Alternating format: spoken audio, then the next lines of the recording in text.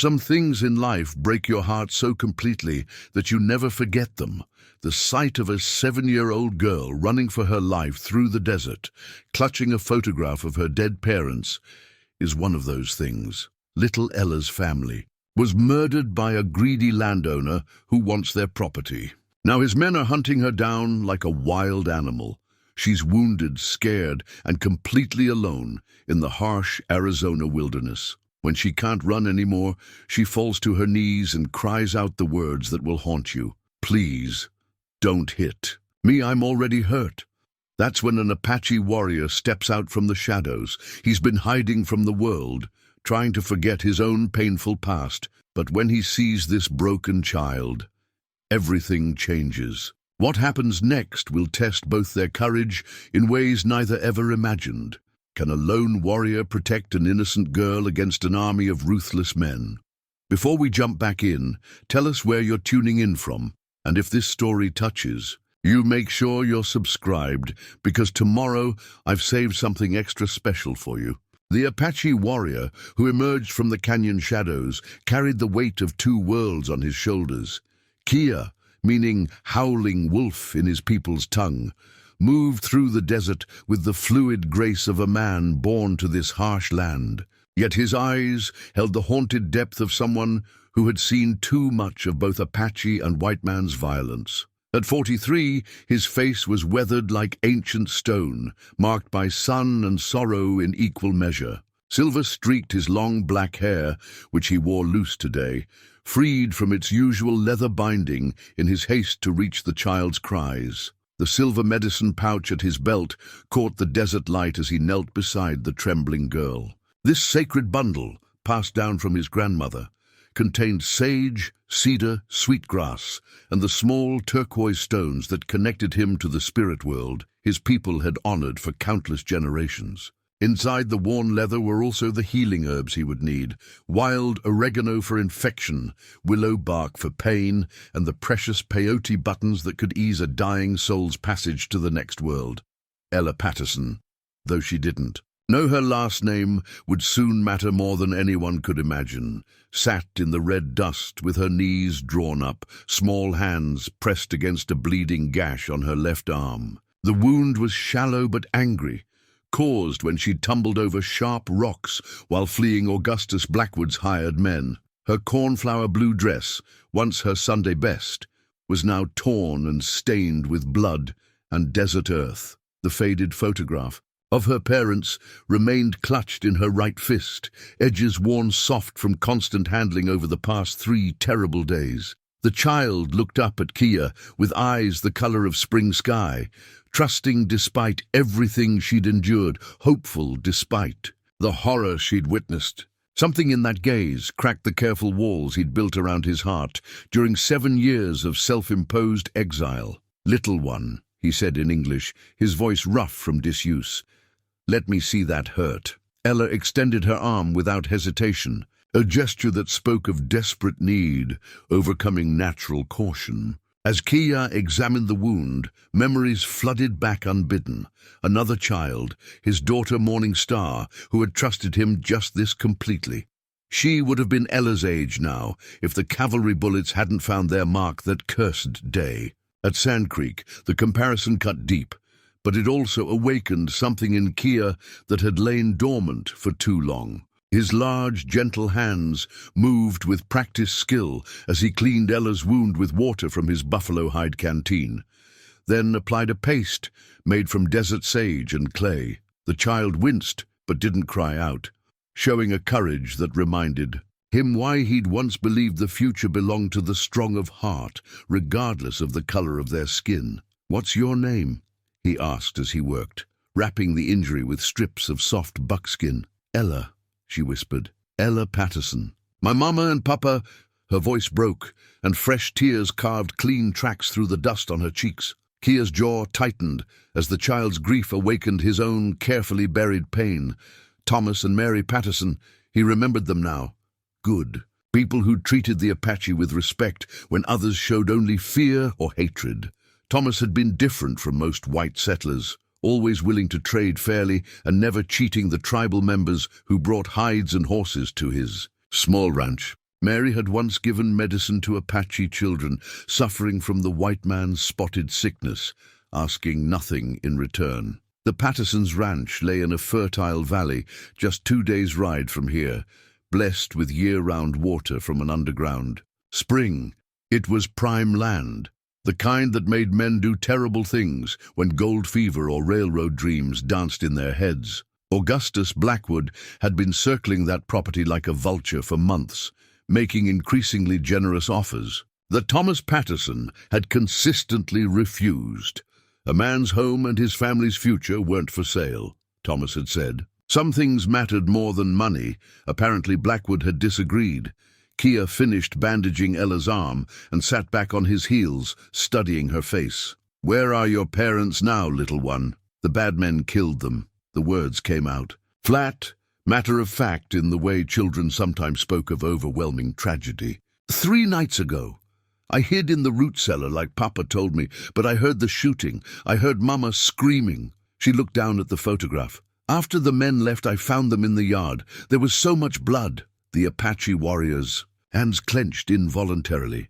He'd seen enough senseless killing to last several lifetimes, but the murder of children's parents never stopped making his stomach churn with rage. During his years as a cavalry scout, a time he tried hard not to think about, he'd witnessed the aftermath of too many such massacres, from both sides of the endless conflict between his people and the white settlers pushing ever westward. "The men who did this," he said carefully, "what did they want?" Ella's hand moved instinctively to her dress, touching a spot near her waist where the fabric bulged slightly. "Papa hid something before they came. He sewed it into my dress and told me never to let anyone have it, no matter what happened. He said it was the only way to keep our home safe." Kia nodded gravely. "Land deeds, most likely, or maybe survey papers. In this territory, such documents were often more valuable than gold. Men had killed for less." The sun was beginning its descent toward the western mountains, painting the desert in shades of amber and rust. Soon the temperature would drop, and the night hunters would emerge, both animal and human. They needed shelter, and they needed it away from the established trails where Blackwood's men would be searching. "Can you ride?" Kia asked. Ella shook her head. "Papa was teaching me, but Mama said I was still too little for the big horses." Kia almost smiled at that. Apache children learned to ride before they could walk properly, but white families often kept their young ones earthbound until they seemed less fragile. It was one of many differences between the cultures, neither right nor wrong, just different ways of preparing children for the world's challenges. "Then you'll ride with me," he decided. "My horse is gentle, and I won't let you fall." He whistled softly, a sound that could have passed for a mourning dove's call. Within moments, a magnificent paint stallion materialized from behind a cluster of barrel cactus, moving with the silence that only Apache-trained horses possessed. The animal was a masterpiece of desert survival, compact but powerful, with intelligent dark eyes and a coat that seemed to shift color with the changing light. White patches flowed across his brown hide like scattered clouds, earning him the name Ghost Walker. Ella's eyes widened with wonder despite her fear. "He's beautiful. He's also smart enough to keep us alive," Kia said, stroking the stallion's neck. "Ghost Walker knows every trail, every waterhole, every hiding place in this territory. He saved my life more times than I can count." As he helped Ella mount, behind him, Kia felt the familiar weight of responsibility settling on his shoulders. For 7 years, he'd avoided exactly this kind of entanglement. After losing his wife and daughter, after witnessing the futility of trying to bridge 2 worlds that seemed determined to destroy each other, he'd retreated to the high country to live alone with his grief and his ghosts. But sometimes the spirits had other plans. The child's small arms wrapped around his waist as Ghost Walker began picking his way through the rocky terrain, heading deeper into Apache territory where few white men dared to follow. Behind them, dust clouds on the horizon suggested that Blackwood's searchers were still hunting, still determined to silence the only witness to their employer's crimes. Kia touched the medicine pouch at his belt and whispered a prayer to the 4 directions. He was no longer just a broken warrior seeking solitude in the desert. Whether he liked it or not, he was once again a protector, a shield between innocence and those who would destroy it. The weight felt both familiar and terrifying. The last time he'd tried to protect someone precious, he'd failed utterly. His wife and daughter were dust and memory now, their voices silenced forever by cavalry bullets and government lies. But as Ella's arms tightened around him with the trust that only children could offer, Kia found himself making a silent vow to the spirits of his ancestors. This time would be different. This time, he wouldn't let evil win. The desert stretched endlessly before them, beautiful and deadly in equal measure, holding both sanctuary and peril in its vast embrace. Somewhere behind them, ruthless men continued their hunt. Somewhere ahead lay either safety or another tragedy in the making. Only the spirits knew which it would be. The cave Kia chose for their night shelter lay hidden behind a curtain of desert willows, invisible unless you knew exactly where to look. He'd discovered it years ago while tracking wounded deer, and it had served him well during the harsh winter months when even the desert demanded respect for its killing cold. The entrance was narrow enough that one man could hold it against many, and the rear tunnel led to a natural spring that had never run dry in all his years of visiting. Ella slept fitfully on a bed of soft grass Kia had gathered, the blood-stained land deed now visible where he'd carefully cut the stitches from her dress while she dozed. The document that had cost her parents their lives was more valuable than he'd imagined. Not just a simple property title, but a federal land survey, marking railroad routes and mineral rights across a dozen properties in the valley. Thomas Patterson hadn't just been a rancher. He'd been a government surveyor whose intimate knowledge of the territory's resources had made him a marked man. The deed proved that Augustus Blackwood's land grab was part of something much larger, a conspiracy involving railroad barons and territorial politicians that would reshape the entire region. Whoever controlled these properties would control the future of Arizona Territory, and apparently some men were willing to kill children to secure that future. Kia was studying the survey marks by flickering firelight when Ghost Walker nickered softly from outside the cave. The stallion's ears were pricked forward, nostrils flaring as he tested the night air. After 7 years of partnership, Kia could read his horse's moods as easily as tracking signs in sand. Someone was coming. He moved swiftly, smothering the small fire and waking Ella with a gentle hand over her mouth. Her eyes opened wide with terror until she recognized his face in the starlight filtering through the cave entrance. Men on horseback. He whispered in her ear, "Stay silent. No matter what happens." The child nodded, clutching her father's photograph against her chest. Kia positioned himself at the cave mouth, the broken cavalry saber sliding from its hide sheath with barely a whisper of sound.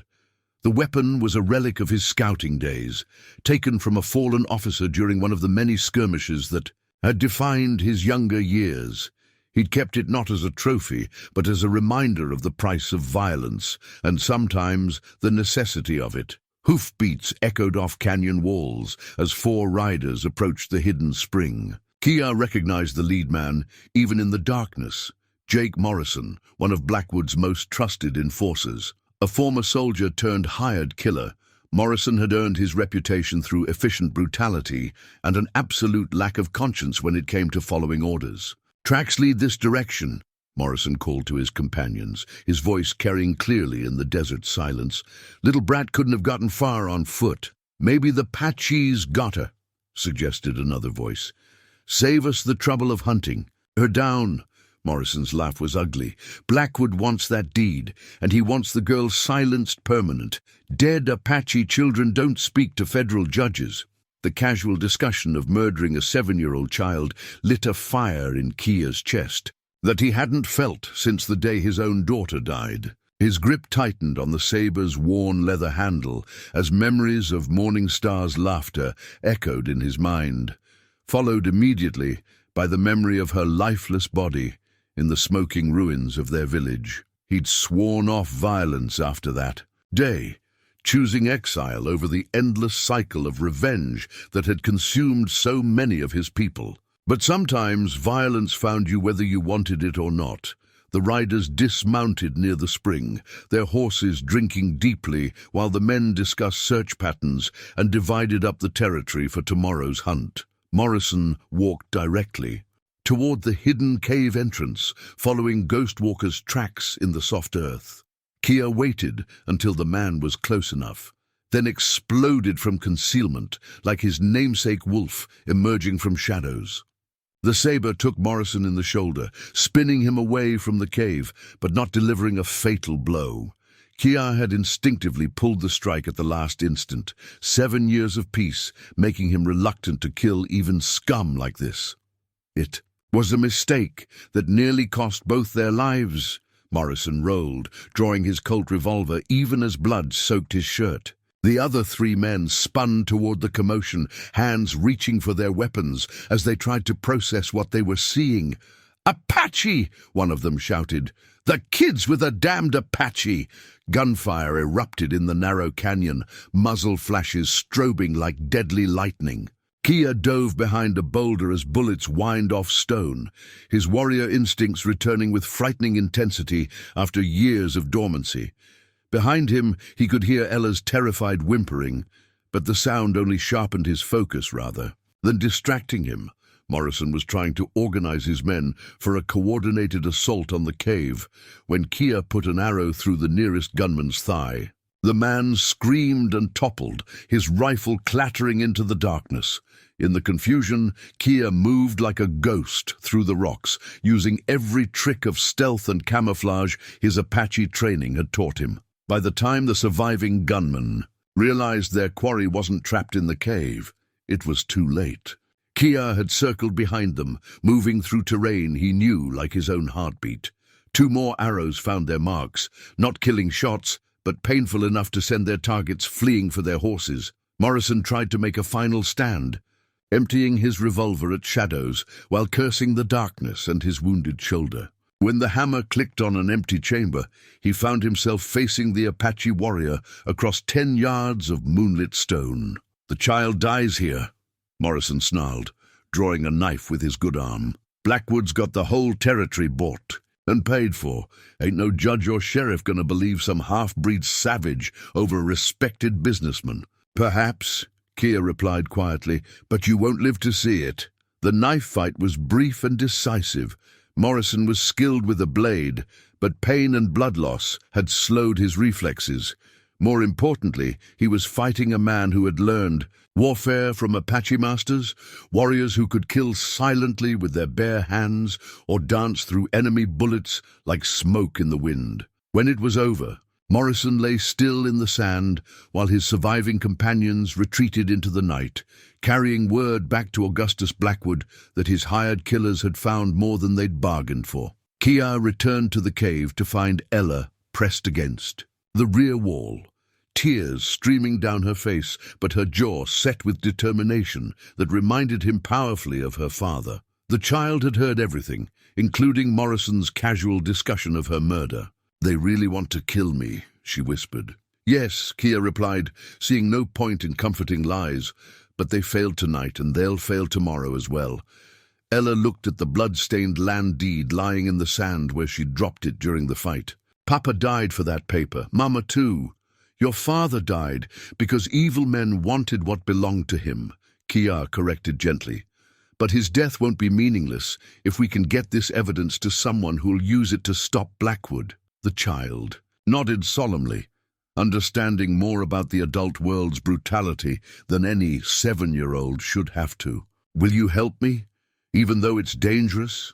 Kia looked into those trusting blue eyes and felt the last of his resistance crumble.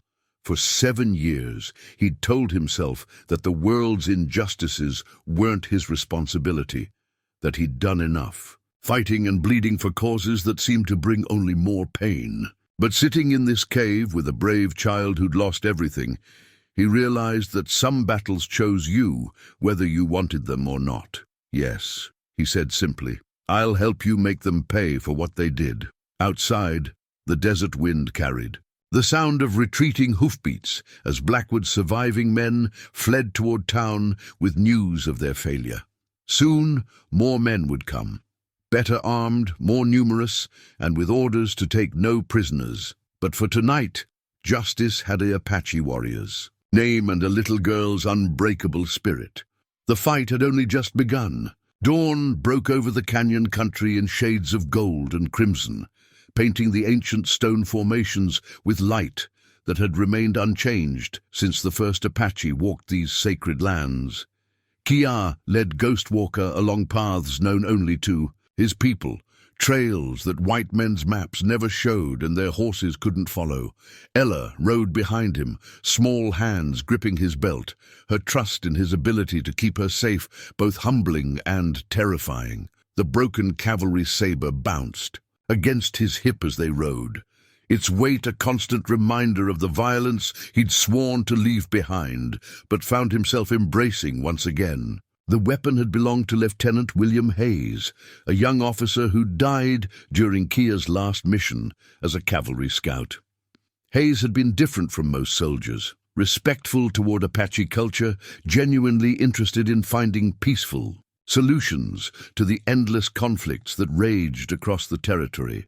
The irony wasn't lost on Kia that he now carried a dead white soldier's sword while protecting a white child from her own people's greed. "Are we going to your village?" Ella asked as they descended into a narrow gorge where ancient pictographs decorated the walls. "I don't have a village anymore," Kia replied. "My people are scattered, some on the reservation, others hiding in Mexico.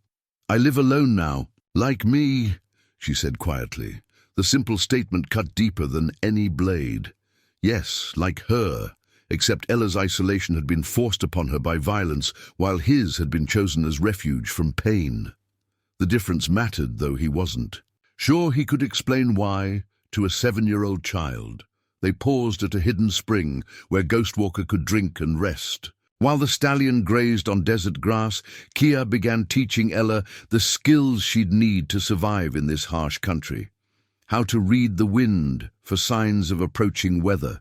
How to find water by watching where birds flew at dawn and dusk. How to move quietly over loose stone and through thick brush. "Why are you teaching me all this?" she asked as he showed her how to identify edible cactus fruit. "Because knowledge keeps you alive when strength fails," he answered, words his own. Grandfather had spoken decades ago. "And because you may need to survive on your own someday." The thought clearly frightened her. "Won't you stay with me?" Kia was quiet for a long moment, watching hawks circle in the distance. How could he promise anything to this child when his own daughter's death had taught him how quickly the world could steal everything you loved? Yet something in Ella's hopeful expression reminded him of Morning Star's face on her 5th birthday, when she'd asked if he would always be there to protect her from the monsters in her dreams. He'd promised yes then, and 2 years later, cavalry. Bullets had made him a liar. "I'll stay as long as I can," he said finally, "but you must learn to be strong, because strength is the only thing that never abandons you." As they resumed their journey deeper into Apache territory, Kia found himself remembering his daughter more clearly than he had in years. Morning Star had possessed Ella's same brave spirit, though she'd been wilder, more comfortable with the desert's dangers. She could track rabbits by the time she was 5 and ride bareback horses that threw grown men. But she'd also been gentle, tending injured birds and sharing her food with stray dogs that wandered into their camp. The cavalry had called the attack on their village a necessary military action against hostile Indians. The official report claimed their people had been harboring raiders who'd been attacking supply wagons. What the report didn't mention was that most of the raiders had been teenage boys stealing food for their starving families, or that the attack had come at dawn while most of the warriors were away hunting. Kia had been scouting for the cavalry when it happened, led to believe he was helping prevent further bloodshed by serving as a bridge between two worlds. Instead, his cooperation had made him complicit in his own family's destruction. The memory of finding his wife and daughter's bodies still woke him screaming some nights, 7 years later. "My papa used to tell me stories about brave Apache warriors," Ella said suddenly, her voice cutting through his dark reverie. "He said they were the finest horsemen and fighters in all the world." "Your father was a wise man," Kia replied. "He treated my people with respect when others showed only fear or hatred. He said the Apache knew secrets about living in the desert that white folks had forgotten. Is that true? We never forgot them. We simply remember what your people chose to ignore." Kia guided Ghostwalker around a cluster of century plants, reaching toward the sky like green spears. "This land demands respect. Those who give it can live here in harmony. Those who try to conquer it usually die." They crested a ridge and saw smoke rising from a small homestead in the valley below. Kia recognized the place, home to the Morales family, Mexican settlers who'd been farming this hard ground for 3 generations. Unlike many white newcomers, the Morales understood that survival in the desert required cooperation rather than conquest. "We'll stop here for the night," Kia decided. "Isabella Morales is a good woman. She'll feed you properly and let you sleep in a real bed." Ella perked up at the prospect of human company other than her Apache protector. Despite her courage, she was still a 7-year-old child who missed the comfort of civilization's familiar routines. As they rode down the slope toward the adobe farmhouse, Kia felt the familiar weight of responsibility settling heavier on his shoulders. Every mile they traveled, every person who helped them, increased the danger for everyone involved. Blackwood's reach extended far beyond his own property, and his willingness to commit murder suggested he wouldn't hesitate to hurt innocent families who harbored his targets. But some risks were worth taking, some battles were worth fighting, even when victory seemed impossible. The broken cavalry saber bumped against his hip as Ghostwalker carried them toward whatever refuge Isabella Morales might provide. Behind them, the desert held both the memory of last night's violence and the promise of tomorrow's challenges. Ahead lay the uncertain hope that goodness could sometimes triumph over greed, that courage could overcome impossible odds. Ella's arms tightened around his waist as they approached the farmhouse, her trust in him both a gift and a burden he wasn't sure he deserved. But ready or not, willing or not, he was her protector now. The broken warrior and the orphaned child, bound together by violence and sustained by hope, riding toward whatever destiny awaited them in the unforgiving beauty of Apache land. The journey back to the Patterson homestead took 2 days through country that grew more dangerous with each mile. Kia had initially resisted Ella's desperate plea to visit her family's grave, knowing the burned ranch would likely be watched by Blackwood's men. But the child's grief had worn him down, and he understood the importance of saying proper goodbyes to the dead. Besides, there might be evidence at the ranch that could help their cause. Documents Blackwood hadn't found, witnesses who'd seen something useful, supplies they could use for the long journey ahead. The ruins appeared first as a smudge of black against the green valley floor, then resolved into the heartbreaking details of a life destroyed by greed. The Patterson ranch house had been a modest but well-built structure of stone and timber designed to withstand both weather and Indian raids. Now only the stone walls remained standing, their surfaces scarred by smoke and bullet holes that told the story of that terrible night. Ella slid down from Ghostwalker's back and walked toward the destruction with the careful steps of someone approaching a grave. Her small hands trembled as she picked through the ash and debris, searching for anything that had survived the flames. Most of her childhood had been reduced to charcoal and memory, but she refused to give up hope of finding some small treasure that connected her to happier times. It was under a collapsed beam near what had been her bedroom that she found it. The hand-carved wooden doll her father had made for her 4th birthday. One arm was broken and the painted face was partially melted, but it was unmistakably hers.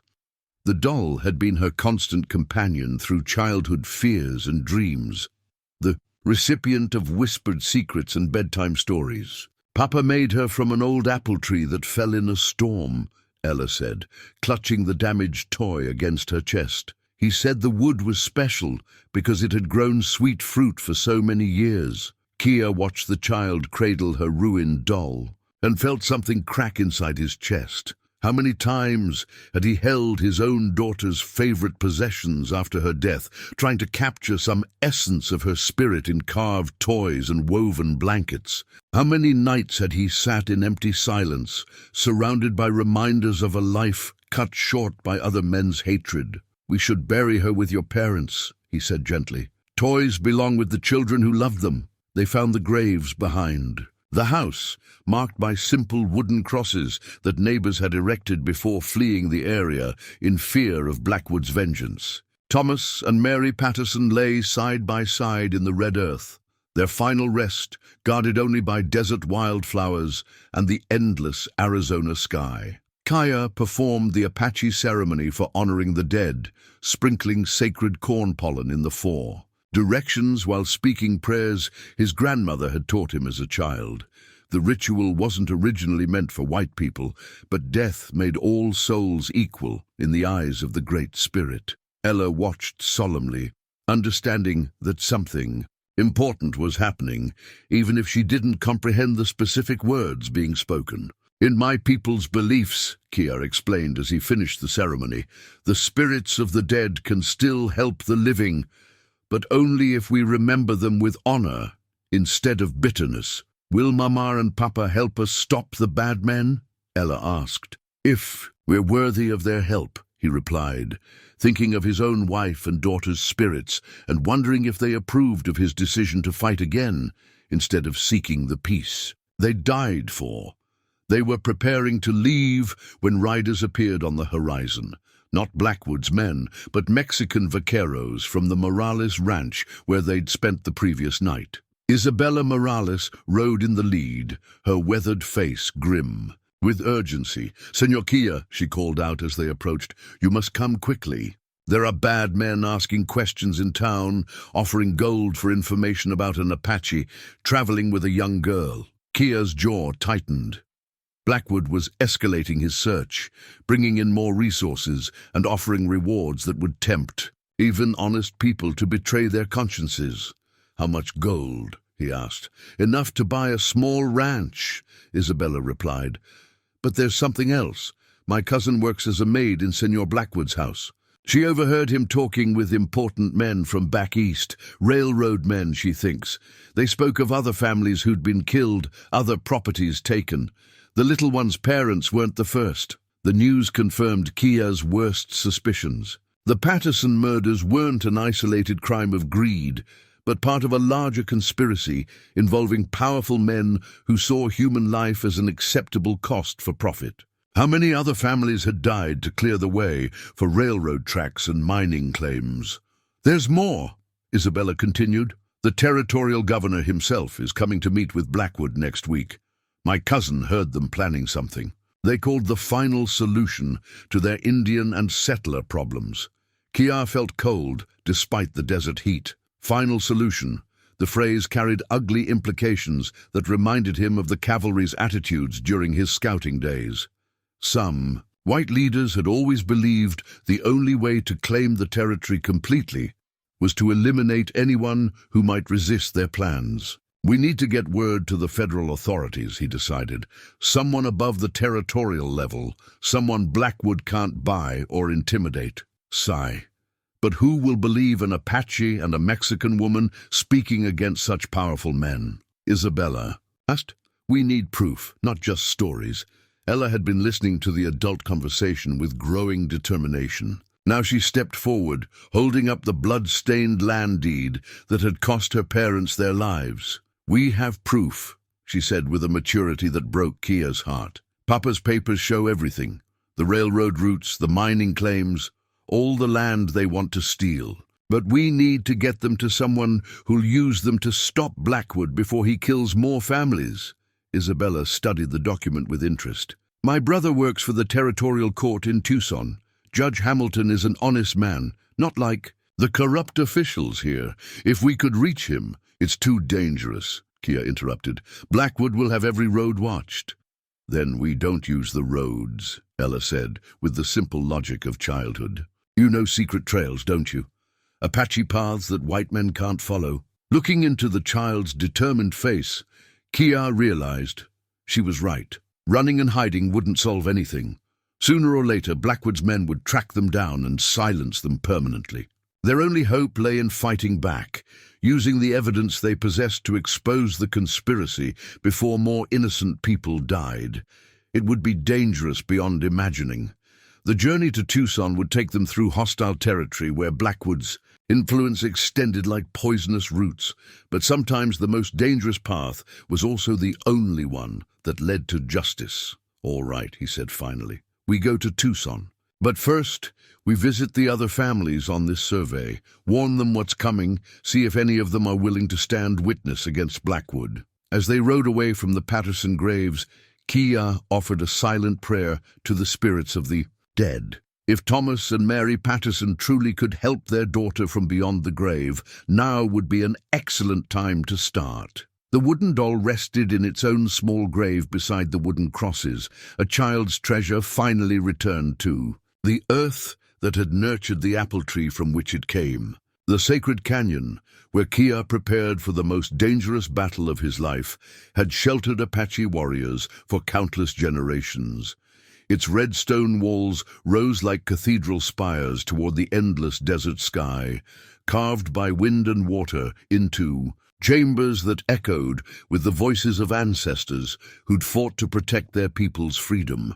Here, among petroglyphs that recorded victories and defeats stretching back before white men's memory, he would perform the ancient rituals that transformed ordinary flesh into something touched by spiritual power. The war paint he mixed from clay and sacred pigments had been blessed by shamans, whose names were sung in tribal ceremonies honoring the greatest warriors. Each color carried specific meaning: red ochre for the courage that overcame fear, white clay for protection against evil spirits, black charcoal for the shadow of death that must follow all who threatened Apache family. When applied with proper prayers and understanding, these ancient symbols connected the living warrior to powers that transcended the physical world. Ella watched from the cave mouth as Kia ground minerals against stone with ceremonial reverence, his weathered hands moving through motions his grandfather had taught him decades ago.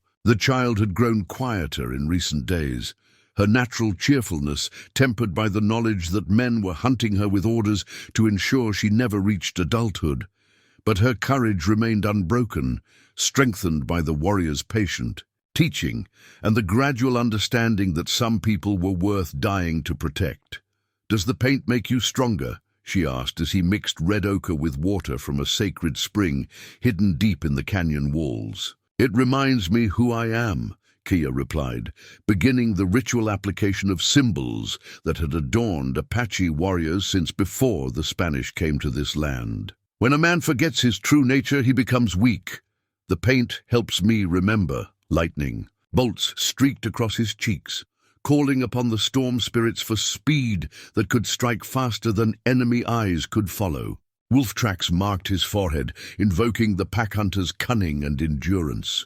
Bear claws adorned his arms, summoning the great animal's strength and fearless determination to defend its young. Each mark connected him to specific powers, while honoring the ancestors who'd carried these same symbols into battles that determined the fate of entire peoples. 7 years had passed since he'd last worn war paint. 7 years of self-imposed exile from the warrior identity that had defined his younger life. After losing his wife and daughter to cavalry bullets, he told himself that fighting only brought more death, that seeking solitude was wiser than risking his heart again. But some obligations transcended personal grief, and some battles chose. They're fighters regardless of their willingness to answer destiny's call. "Will it hurt the bad men more if you wear the paint?" Ella asked, with the practical curiosity that made her such an apt student of survival skills. "It will remind them what they're truly facing," he answered, applying the final symbols with meticulous care. Many white men think Apache are just Indians with horses and rifles. They don't understand that we carry the wisdom of centuries, the strength of all who came before us. Below their sanctuary, dust clouds marked the approach of Dutch Cassidy's hunting party, 8 professional killers who'd come to finish what Jake Morrison had started. These weren't random mercenaries driven by simple greed, but experienced frontier fighters who'd earned their reputation through successful violence. They rode in military formation, their weapons gleaming with the kind of care that spoke of men who trusted their lives to steal and lead. But they were riding into country that had been Apache territory for 1,000 years, hunting a warrior who knew every hidden trail, every secret water source, every defensive position the ancient landscape could provide. This was sacred ground, where his people had practiced the arts of war since before memory, where the stones themselves whispered tactical wisdom to those who knew how to listen.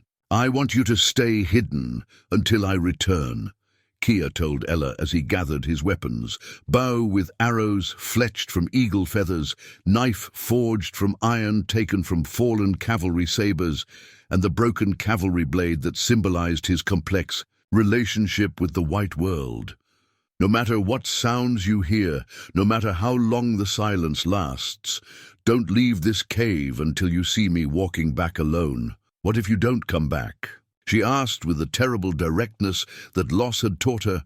The question cut deep because it acknowledged possibilities that courage preferred to ignore. Kia knelt to meet her eyes directly, seeing in their blue depths a reflection of his own daughter's trust from years past.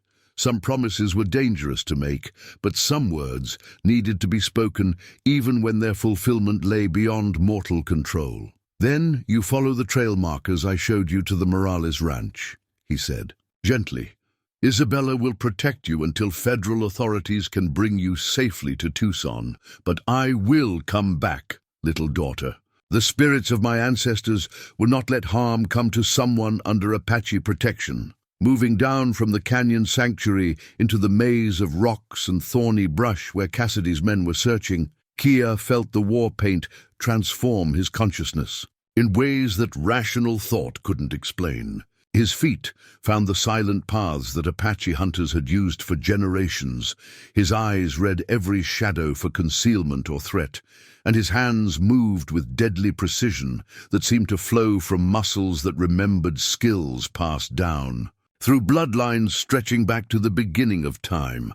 The first mercenary died cleanly, an arrow through the heart from a position he'd never suspected was occupied.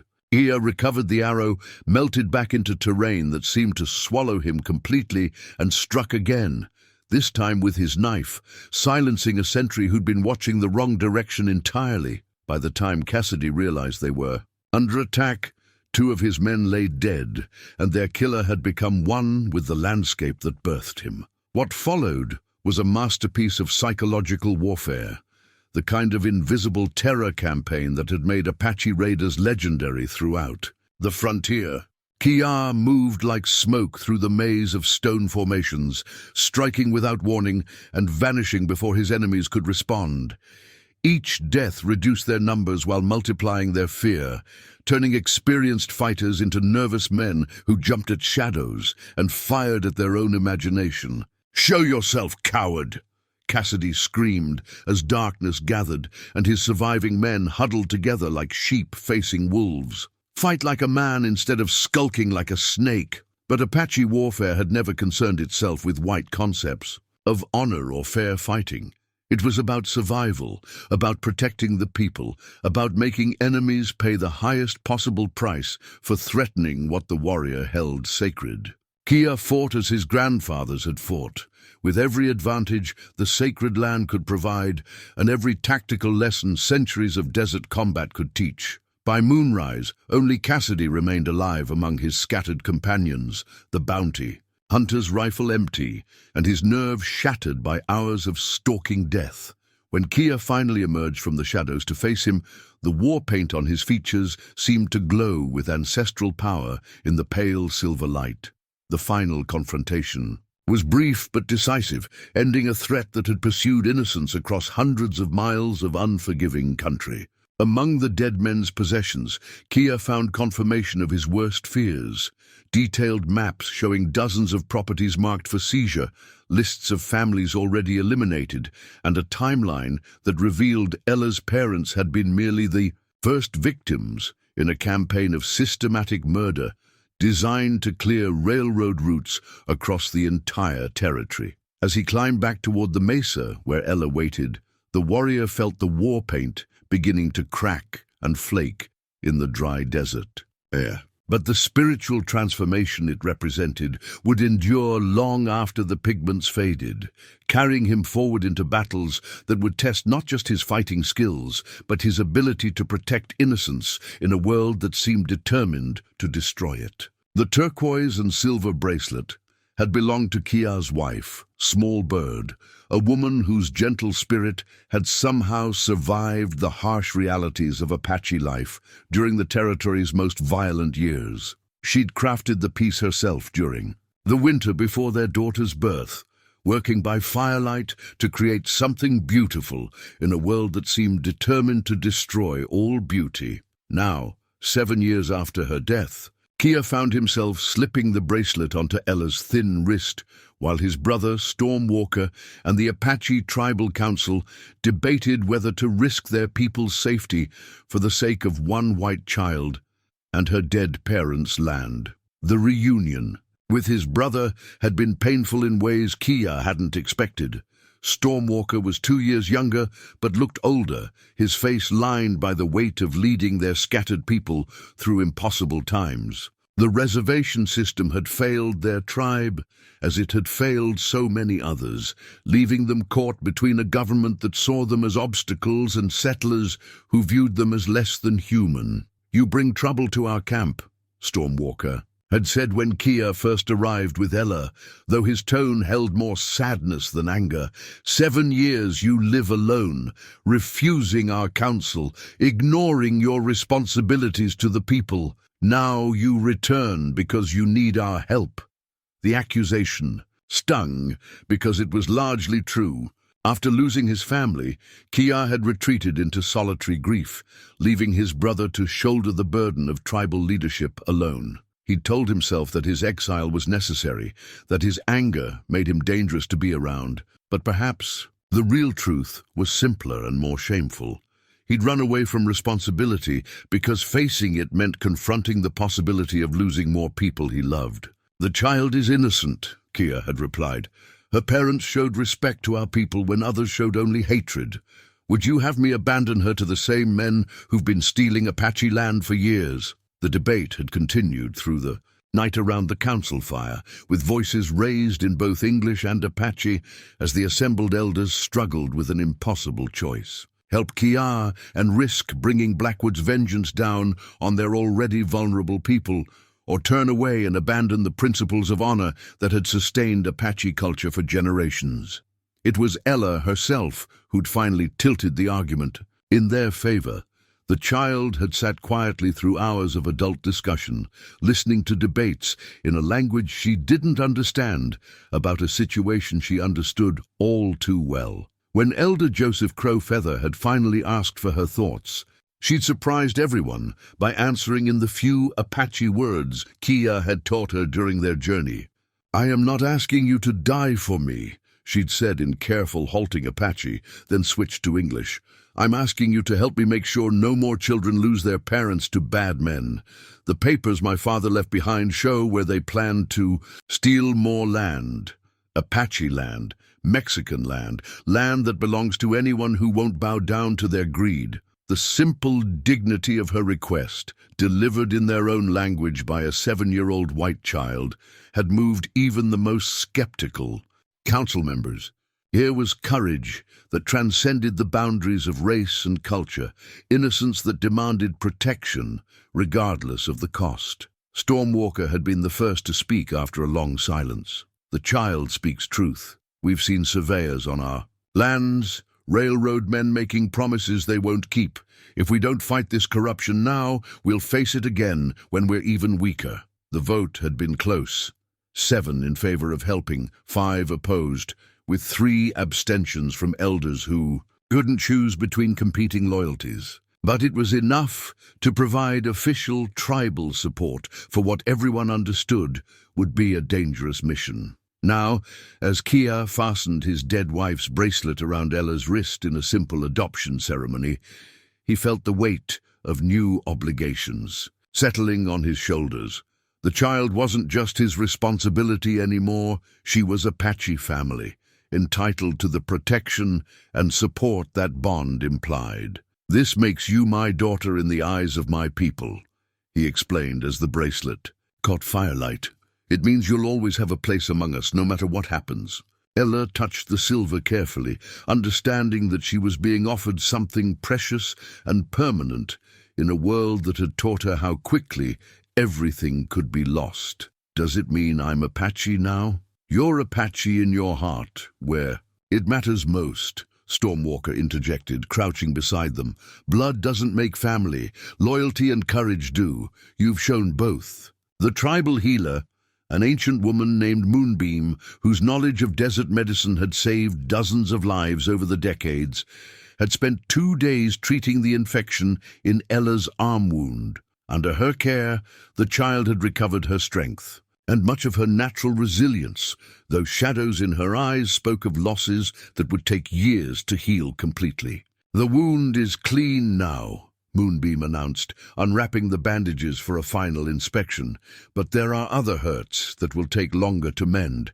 Time and love are the only medicine for those." Through his brother, Kia learned the full scope of the intelligence the tribe had gathered about Blackwood's operations.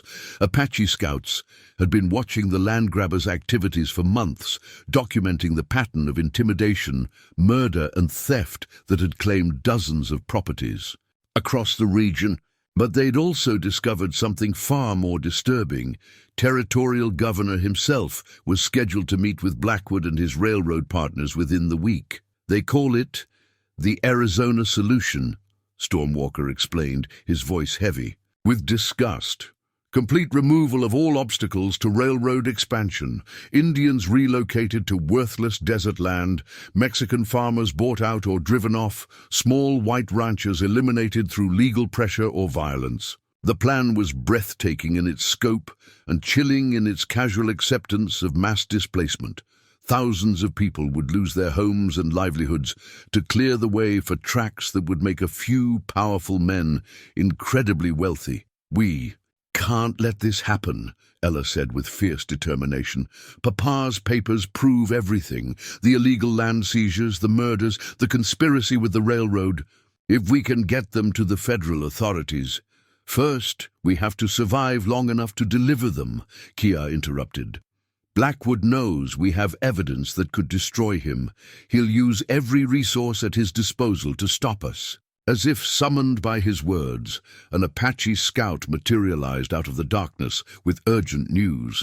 A large force of armed men was approaching the tribal camp, not just Blackwood's usual mercenaries, but territorial militia and federal marshals, carrying official warrants for the arrest of one Apache warrior and his white accomplice. The corruption reached higher than any of them had imagined. Now they faced not just private criminals, but the full weight of territorial law enforcement, all bought and paid for by railroad gold. The hidden railway survey maps that changed everything were discovered purely by accident. While searching through Augustus Blackwood's stronghold, a fortified ranch house built more like a military compound than a family home, Ella had been looking for a place to hide when pursuing footsteps grew too close. The loose floorboard under Blackwood's desk had creaked ominously under her small weight, and when she'd pried it up to investigate, she'd found a waterproof leather case containing documents that revealed the true scope of the conspiracy. The maps weren't just property surveys.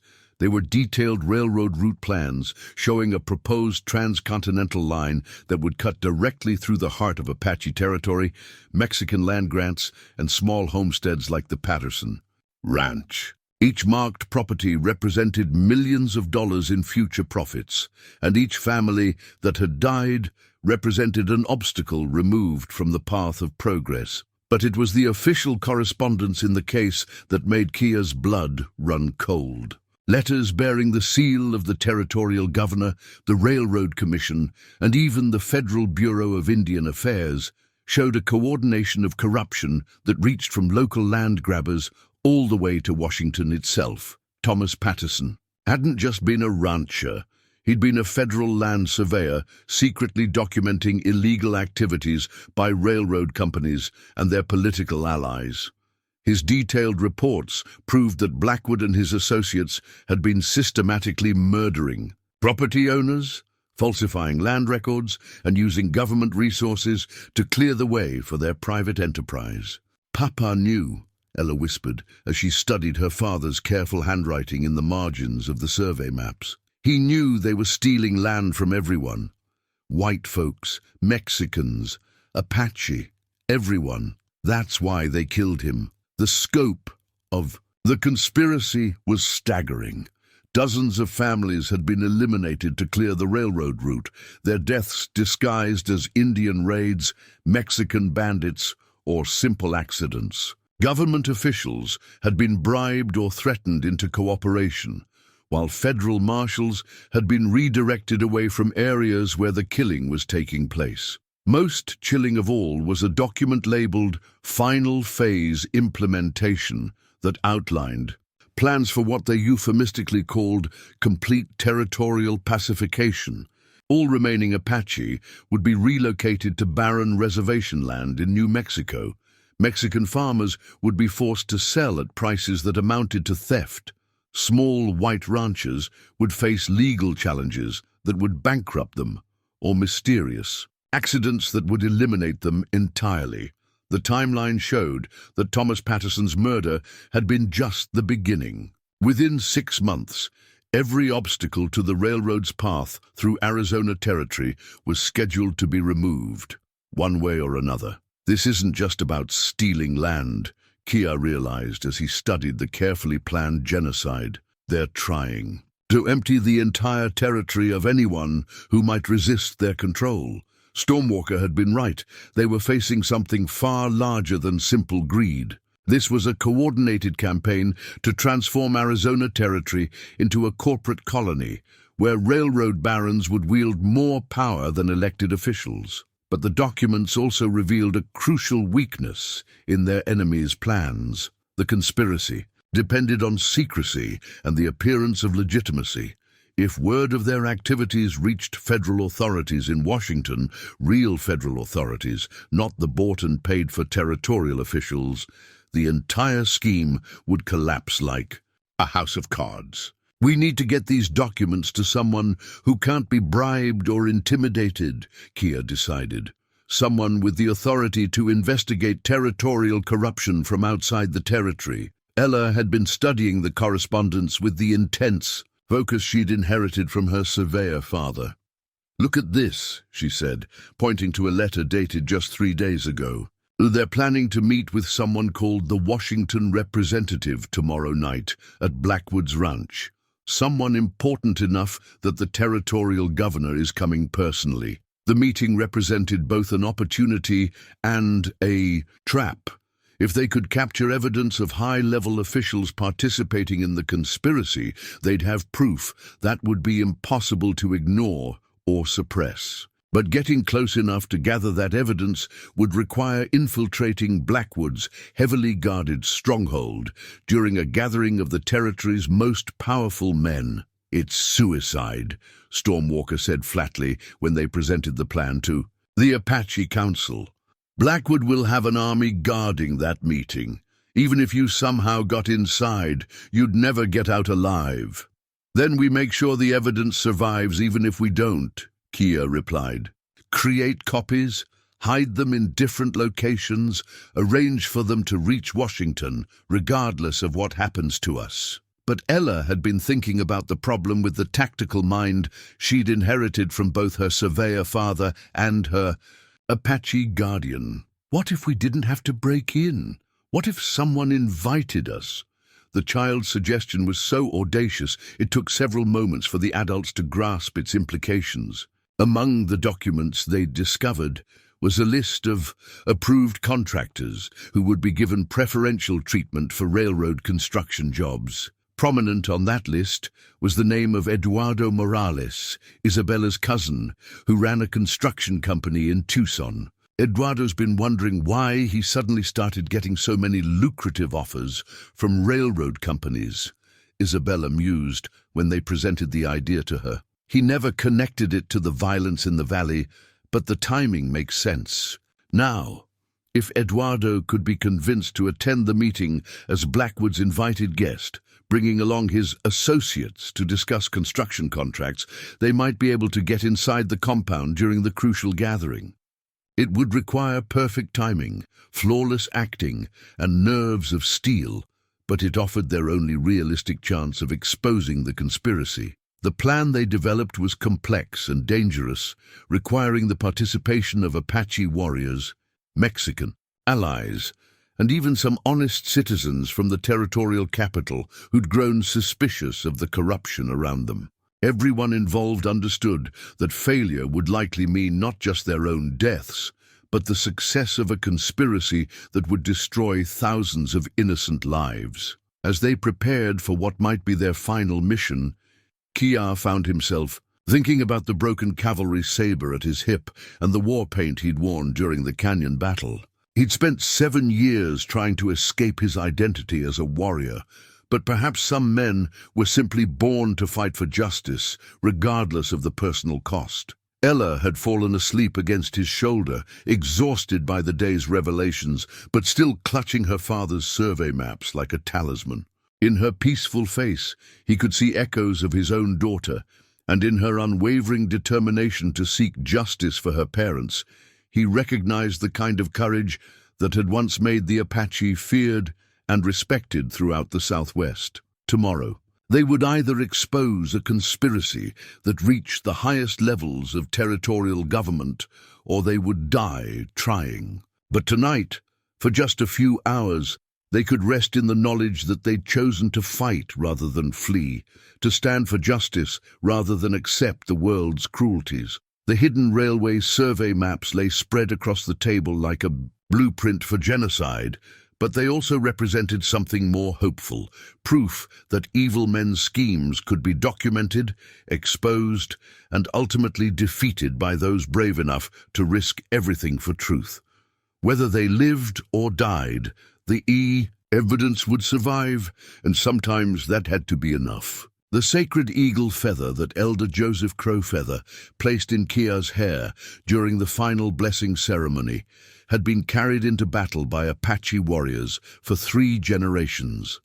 Its previous bearer had been Kia's grandfather, who'd fought alongside Geronimo during the last great resistance against the American expansion. Before that, it had belonged to a warrior whose name was lost to time, but whose courage lived on in the stories passed down around tribal fires. Now, as dawn approached over the desert stronghold, where Augustus Blackwood was preparing to finalize his conspiracy with territorial and federal officials, the feather represented the spiritual power of all the Apache warriors who had died defending their people's freedom.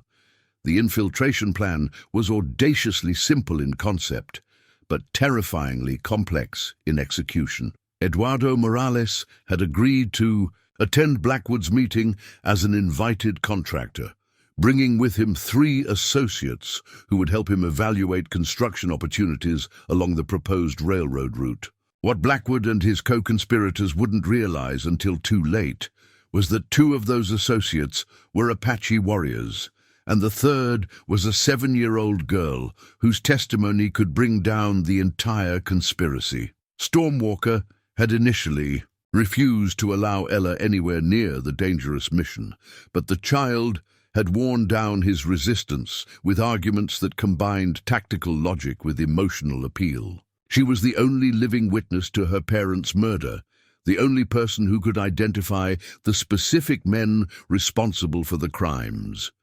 More importantly, her presence would add credibility to their story when they eventually presented evidence to federal authorities. Besides, she'd pointed out with the devastating honesty of childhood. If this plan fails, Blackwood's men will hunt me down anyway. At least this way, I get to help catch the people who killed Mama and Papa. The Apache camp had become a hive of careful preparation as warriors painted themselves for battle and elders offered prayers for success. But this wouldn't be a traditional fight with arrows and war cries. It would require the kind of subtle, psychological warfare that tested a warrior's intelligence as much as his courage. Kia had spent hours coaching Ella on her role in the deception. She would pose as Eduardo's daughter, a bright child who might innocently ask questions or make observations that revealed crucial information about the conspiracy. Her job was to listen, remember, and stay close to the adults who could protect her when the situation inevitably turned violent. "Remember," he'd told her during their final practice session, "you're not trying to be a warrior tonight. You're trying to be invisible, like a mouse in the walls who sees everything but is never noticed." The child had nodded solemnly, understanding that her survival depended on playing her part perfectly. Over the past weeks, she'd developed an uncanny ability to read adult emotions and motivations, a skill that might prove crucial when dealing with men who killed children as casually as they swatted flies. Stormwalker would accompany them as Eduardo's foreman, a role that would allow him to move freely around the compound while assessing security and identifying escape routes. His job was to ensure that no matter what happened during the meeting, at least some of the evidence would survive to reach Washington. The third member of their infiltration team was Miguel Santos, a Mexican vaquero whose brother had been murdered during one of Blackwood's earlier land grabs. Miguel had intimate knowledge of the compound's layout from his days working cattle for Blackwood's legitimate ranching operations,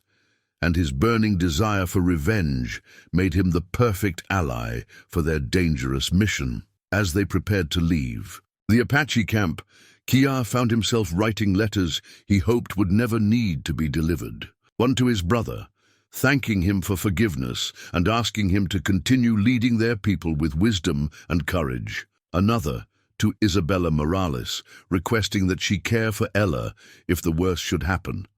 A third to the federal judge in Tucson, summarizing everything they'd discovered and providing locations where additional evidence had been hidden. "Are you scared?" Ella asked as they prepared to mount up for the ride to Blackwood's ranch. Terrified, Kia admitted, seeing no point in lying to someone who'd already seen too much of the world's brutal honesty. "Fear keeps warriors alive by making them careful." "Good," she replied with grim satisfaction. "Papa always said that brave people aren't the ones who don't get scared. They're the ones who do the right thing even when they are scared." The compound they approached as the sun reached its zenith was indeed built more like a military fort than a cattle ranch. High adobe walls surrounded the main buildings, with guard towers at each corner and only one visible entrance through. Heavy wooden gates, men with rifles patrolled the walls, and even the servants who moved between buildings carried sidearms. But Eduardo's invitation gained them easy entry, and their carefully crafted story about railroad construction contracts convinced even suspicious guards that they belonged at the meeting. As they were escorted toward the main house, Kia counted at least 30 armed men in positions that could control every approach to the compound. Inside the ranch house, they found themselves in a world of masculine luxury that spoke of wealth built on other people's suffering. Rich leather furniture, expensive artwork, and silver fixtures decorated rooms where powerful men gathered to discuss the systematic elimination of anyone who stood between them and greater profits. The territorial governor was already present, a corpulent man whose expensive clothes couldn't disguise the moral corruption that had made him rich. Beside him sat a thin, nervous individual who introduced himself as Assistant Secretary Harrison from the Bureau of Indian Affairs. The federal official's presence confirmed their worst fears about how high the conspiracy reached. "Gentlemen," Blackwood announced as Eduardo and his associates were shown into the meeting room.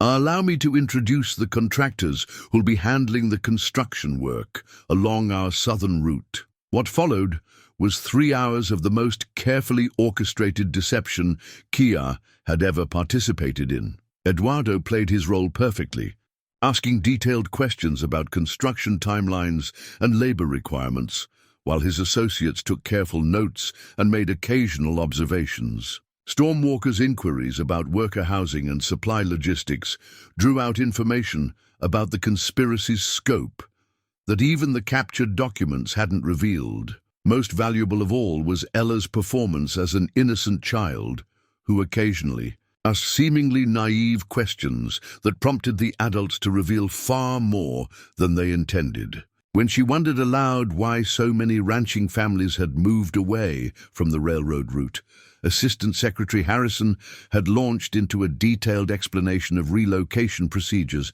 that confirmed the government's active participation in the land grabs.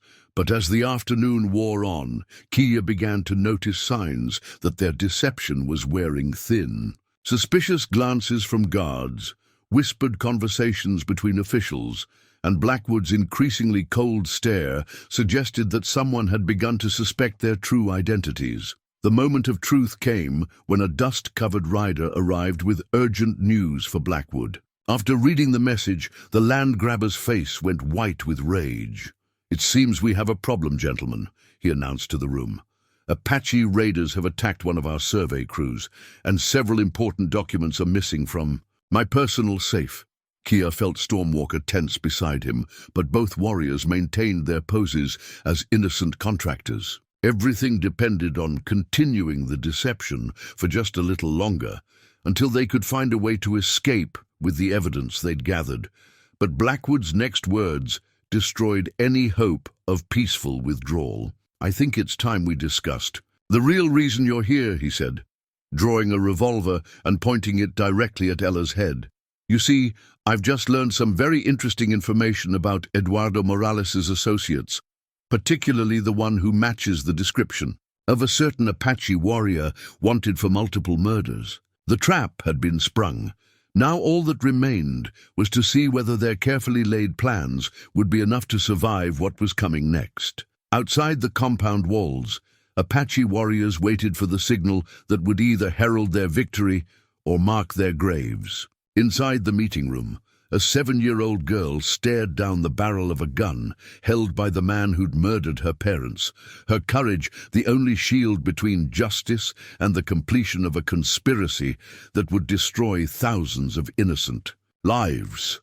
The eagle feather in Kia's hair stirred in the sudden breeze from an opened window, as if the spirits of his ancestors were preparing to guide him through the battle that would determine the fate of everyone he'd sworn to protect. The flaming arrow that Kia shot through the meeting room window was both signal and weapon, its blazing tip igniting the expensive curtains while announcing to his Apache allies that the final battle had begun. In the chaos that followed, men shouting, guns firing, smoke filling the room, he threw himself across Ella's small body, shielding her from Blackwood's wildly aimed shots, while Stormwalker engaged the guards with his own concealed weapons. The Sin's compound erupted into violence as Apache warriors materialized from positions they'd held since before dawn, their war cries echoing off adobe walls as they struck with the coordinated precision that had made them legendary throughout the Southwest.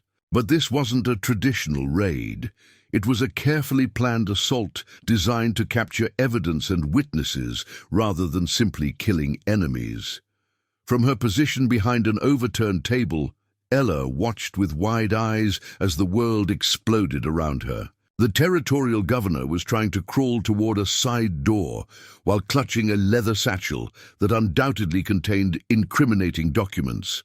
Assistant Secretary Harrison had drawn a small derringer and was firing wildly at anything that moved. Eduardo Morales had produced a rifle from somewhere and was methodically shooting at Blackwood's guards while shouting curses in Spanish. "Stay down!" Kia commanded as he reloaded his bow with arrows designed to wound rather than kill.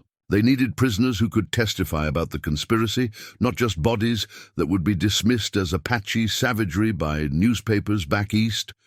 Through the smoke and gunfire, Stormwalker was engaged in deadly hand-to-hand combat with 3 of Blackwood's personal guards.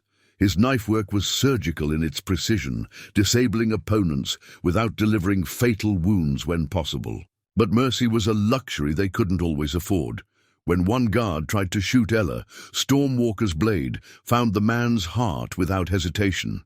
The battle raged through the compound as Apache warriors demonstrated why they'd successfully resisted American expansion for decades. They moved like ghosts through the maze of buildings, appearing from unexpected directions to strike at defenders who thought themselves safely positioned. Their superior knowledge of desert warfare gave them advantages that numbers and better weapons couldn't overcome. But Blackwood's men weren't helpless victims. They were professional killers who'd survived numerous conflicts through skill and ruthless efficiency. The compound's defensive design worked in their favor, forcing the Apache attackers to expose themselves when crossing between buildings. Several warriors fell to rifle fire from the guard towers, their sacrifice buying precious time for their brothers to advance. In the main house, the fight had devolved into a desperate melee as politicians, businessmen, and warriors struggled for control of documents that could topple territorial governments. Blackwood himself had barricaded himself behind his massive desk, firing methodically at anyone who tried to approach the safe where additional evidence was stored. "You think this changes anything?" he screamed at Kia between shots. "I own half the federal judges in this territory. Even if you kill me, there are a dozen other men ready to take my place." "Perhaps," Kia replied, sending an arrow into the wooden desk inches from Blackwood's head, "but they'll have to do it without the protection of secrecy." The turning point came when Miguel Santos succeeded in capturing the territorial governor alive, using the corrupt official as a human shield while demanding that Blackwood's remaining guards lay down their weapons. The governor's blubbering confessions, offered in desperate hope of saving his own life, provided confirmation of everything the stolen documents had revealed.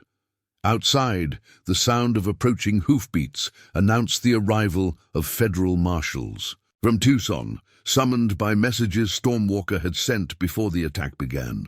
But these weren't the corrupt territorial lawmen who'd been hunting Kia and Ella. They were honest federal officers whose loyalty couldn't be bought by railroad gold. As smoke began to clear from the compound, the scope of their victory became apparent. They'd captured not just Blackwood and his immediate associates, but also crucial evidence that would expose the entire conspiracy. Documents, maps, correspondence, and living witnesses who could testify before federal courts about the systematic murder and land theft that had plagued the territory. But the cost had been high. 3 Apache warriors lay dead in the courtyard, their blood soaking into ground that would remember their sacrifice. Several others nursed wounds that would mark them for life, while Miguel Santos had taken a bullet in the shoulder during the final assault on the main house. Most importantly, Ella had survived the battle unharmed, though her dress was torn and her face streaked with smoke. She clutched the crucial land deed that had cost her parents their lives, now joined by a collection of documents that would ensure their murderers faced justice. The flaming arrow that had started the battle still burned in the curtains, its light casting dancing shadows on walls that had witnessed both the planning of genocide and its ultimate defeat. The smoking Colt revolver in Kia's hand still held the heat of the final confrontation as Augustus Blackwood lay dying in the dust of his own courtyard, his dreams of empire bleeding out through holes torn by Apache justice. The land grabber had made one last desperate attempt to silence Ella forever, emerging from his burning stronghold with a rifle aimed at the child who'd cost him everything. But Kia had been faster. Federal Marshal James Crawford arrived just as the territorial governor finished his sobbing confession, the corrupt official's words captured by a court stenographer who'd accompanied the lawmen from Tucson. What they documented was a conspiracy that reached far beyond simple land theft. a coordinated campaign of genocide designed to clear Arizona territory of anyone who might resist corporate control. "This is bigger than we imagined," Marshal Crawford admitted as he studied the captured documents spread across Blackwood's blood-stained desk. Railroad companies, territorial officials, federal bureaucrats, they were planning to eliminate entire populations to clear the way for their profits. Ella stood beside the marshal, her small hand resting on her father's survey maps as she provided testimony that would echo through federal courtrooms for years to come. Her account of her parents' murder was devastating in its simple honesty, delivered without tears, but with the kind of moral authority that only innocence could provide. "The bad man said Papa's papers showed where the railroad wanted to go," she explained in her clear, childish voice. "He said anyone who wouldn't sell their land would have to die, just like the Indian families who lived there before us." Storm. Walker had organized the surviving Apache warriors into a defensive perimeter around the compound while they waited for additional federal reinforcements to arrive. The victory had come at a terrible cost. 4 warriors dead, 6 wounded, and their entire tribe now exposed to potential retaliation from whatever remained of the conspiracy. But it had been worth it. The evidence they'd captured would not only convict the immediate conspirators, but expose a pattern of corruption that extended throughout the territorial government. Railroad companies would face federal investigations, bought politicians would lose their offices, and the systematic murder of innocent families would finally end. "What happens to the little girl now?" Marshal Crawford asked, as his deputies loaded the prisoners into wagons for transport to Tucson. "She's Apache family now," Kia replied without hesitation, his hand resting protectively on Ella's shoulder. "The tribal council has adopted her officially. She'll be raised with honor among people who understand the value of courage." The federal. Marshal nodded approvingly. He'd seen too many orphaned children disappear into the territory's inadequate social systems, forgotten by overwhelmed officials who had little time for individual tragedies. At least this child would grow up among people who'd fought alongside her, who understood what she'd sacrificed and survived. As the sun began to set over the compound that had served as headquarters for so much evil, Ella walked among the Apache, warriors who'd risked their lives to help her seek justice for her parents. Each man she approached touched her forehead gently, offering the traditional blessing that welcomed new members into the tribal family. "Will they really go to prison?" she asked Kia as they watched the last wagon disappear toward Tucson. "Yes," he assured her. "Federal courts don't tolerate the kind of corruption we've exposed. These men will spend the rest of their lives paying for what they did to your parents and all the other families they destroyed." Isabella Morales had arrived with supplies and additional horses for the journey back to Apache territory. Her cousin Eduardo was being hailed as a hero for his role in exposing the conspiracy, though he insisted that the real heroes were the warriors who'd risked everything for justice. "The railroad companies are already trying to distance themselves from Blackwood's methods," Isabella reported. "They're claiming they had no knowledge of the murders, but the documents you captured prove their direct involvement. There will be congressional hearings, federal investigations. This scandal will reach all the way to Washington." As they prepared to leave the scene of their victory, Kia found himself thinking about the smoking revolver he'd used to end Blackwood's life. 7 years ago, he'd sworn off violence after losing his family to the endless cycle of revenge that consumed so many Apache lives. But sometimes, violence was the only language that evil men understood, and sometimes justice required good men to become warriors, whether they wanted to or not. The eagle feather in his hair stirred in the evening breeze, as if responding to thoughts of the ancestors who'd guided him through this final battle. He'd honored their memory by protecting innocence and fighting corruption, by choosing courage over safety and justice over peace. Ella rode behind him as they left the compound, her arms wrapped around his waist in the gesture that had become their symbol of mutual trust and protection. The child had lost her birth parents to greed and violence, but she'd gained something equally precious, a warrior father who would die before allowing anyone to hurt her again, and a tribal family that would raise her with the strength and wisdom she'd need to face whatever challenges lay ahead. Behind them, smoke still rose from the ruins of Augustus Blackwood's empire.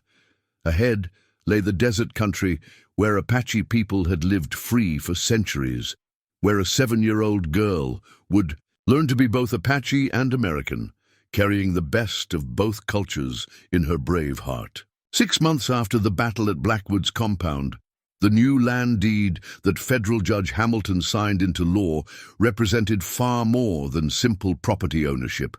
It was a symbol of justice finally served and a future built on honor rather than bloodshed. Ella Patterson, now legally Ella Patterson Kia, stood in the rebuilt doorway of her family's ranch house, watching Apache and Mexican workers putting the finishing touches on construction that had become a community effort involving 3 cultures. Working together, the ranch itself had been transformed from the modest homestead her parents had built into something resembling a small village. The main house remained faithful to Thomas and Mary Patterson's original design, but additional buildings now housed Apache families who'd chosen to settle on the property, Mexican craftsmen who'd found steady work in the construction boom that followed the railroad corruption scandal, and even a few white settlers who'd lost their own lands to Blackwood's conspiracy. Kia had aged in ways that went beyond the passing months, his face bearing the quiet satisfaction of a man who'd finally found peace with his warrior nature.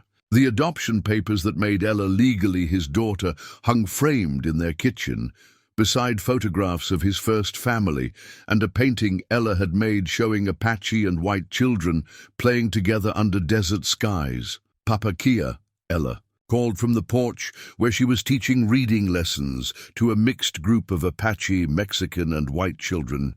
"Can you help Maria with her letters? She's having trouble with the English words." The sound of Papa still made his heart skip, even after months of hearing it daily. Fatherhood the second time around felt different, less fearful, more grounded in the knowledge that love was always worth the risk of loss. Ella had healed parts of his soul that he'd thought would remain forever broken, while he'd given her the security and cultural richness she needed to grow into the remarkable young woman he could already see emerging. Stormwalker visited frequently. From the Apache settlement that had been established with federal recognition and generous land grants, part of the government's attempt to atone for its participation in Blackwood's conspiracy. The brothers' relationship had been completely restored, strengthened by shared combat and the knowledge that they'd fought for something worthy of their ancestors' pride. The congressional hearings concluded yesterday, Stormwalker announced. During his latest visit, settling onto the porch swing that had become his favorite spot for watching sunsets. 12 railroad executives indicted, 43 territorial officials removed from office, and complete reorganization of the Bureau of Indian Affairs. The scandal had indeed reached Washington just as Isabella had predicted, triggering the largest investigation of territorial corruption in American history. Several congressmen had lost their seats, cabinet members had resigned in disgrace, and new federal laws had been passed to prevent similar conspiracies from taking root in other territories. Most satisfying of all, the railroad companies had been forced to pay massive reparations to the families of murder victims and the communities that had been displaced by illegal land seizures. Ella's share of those payments had been placed in trust for her education, ensuring she'd have choices about her future that most frontier children could never imagine. "Will you go to the university in California like Judge Hamilton suggested?" Gia asked, as they sat together on the evening of her 8th birthday, watching stars emerge over the desert landscape that had become their shared home. "Someday," she replied thoughtfully. "But first, I want to learn everything you and Uncle Stormwalker can teach me about being Apache. And Isabella says she'll show me how to manage the ranch accounts like Mama used to do." The child had grown Tall and strong over the months, her fair hair bleached almost white by desert sun, but her spirit increasingly shaped by Apache values of courage, loyalty, and respect for the natural world. She spoke 3 languages fluently now, English, Spanish, and basic Apache, and could track animals, read weather signs, and survive in the desert with skills that impressed even veteran warriors. But she'd also retained the gentle compassion that had made her father love her from their first meeting. The school she'd established on the ranch property served children from all backgrounds, teaching reading and arithmetic alongside traditional Apache wisdom and Mexican cultural arts. Her dream was to become a teacher who could help other cultures understand each other the way her unusual family had learned to blend their different traditions. The wooden doll that had been buried with her birth parents had been replaced by an Apache spirit doll that Stormwalker's wife had crafted from traditional materials. But Ella kept her father's survey maps in a place of honor on her bedroom wall, along with photographs of Thomas and Mary Patterson and a drawing she'd made of the entire extended family that now filled her life with love and purpose. On quiet evenings like this one, when desert wind carried the scent of sage and distant rain, Ella would sometimes ask Kia to tell stories about the old days when Apache warriors rode free across lands that stretched beyond the horizon. But more often, she preferred hearing about the future, about the schools they would build, the crops they would plant, and the children who would grow up in a world where different cultures could live together in peace. "Do you think Mama and Papa would be proud of what we've done?" she asked, as they prepared to go inside for the night. "I think they're watching over us with great joy," Kia replied, touching the medicine pouch that still hung at his belt. "They see their daughter growing up strong and brave, surrounded by people who love her.